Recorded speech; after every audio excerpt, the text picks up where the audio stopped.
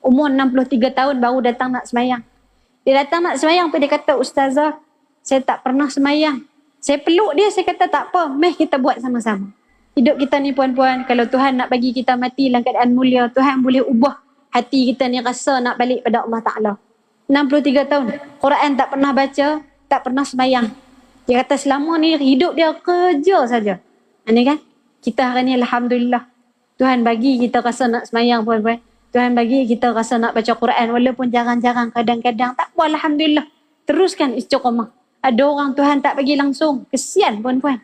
Jadi bila dia umur 63 tahun, saya kata tak apa, mai makcik, mai kita mengaji sama-sama. Dia semayang ni puan-puan.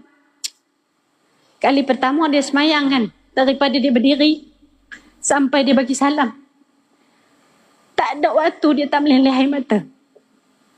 Saya bila tengok ni puan-puan, ya Allah Tuhan, saya sendiri pun lah, kita semayang ni puan-puan, bila je kita menitis air mata, bila Allah uji kita dengan kehilangan, bila Allah uji kita dengan satu-satu masalah, baru kita menangis.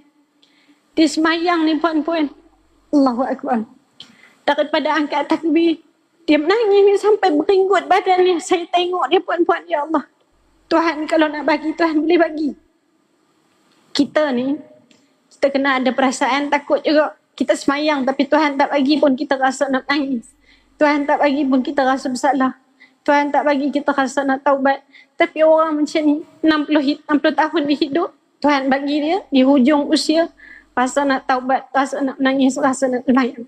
Sebab itu kita hari ni jangan rasa kita ni orang baik. Jangan rasa kita ni pernah menjadi orang baik, kan? Kita ni belum tentu lagi akhir hayat kita. Sebab tengok makcik ni, Masya Allah. Tu kan? Kalau Tuhan nak buat, Tuhan boleh buat. Jadi sebab itu kita hari ni, tu lah orang Melaka ni bagi saya nangis pula dah. Orang Melaka ni kan macam-macam tengah dia ni kan. Bila tengok orang macam ni, Masya Allah, kalau Tuhan nak bagi, Tuhan bagi.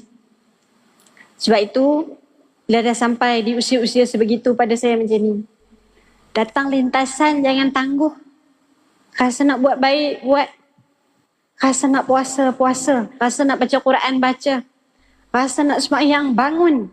Rasa nak qada. Takut-takut itu bantuan terakhir daripada Allah. Walaupun tak sempurna qada kita, tapi Tuhan tahu kita sedang buat sedaya upaya puan-puan.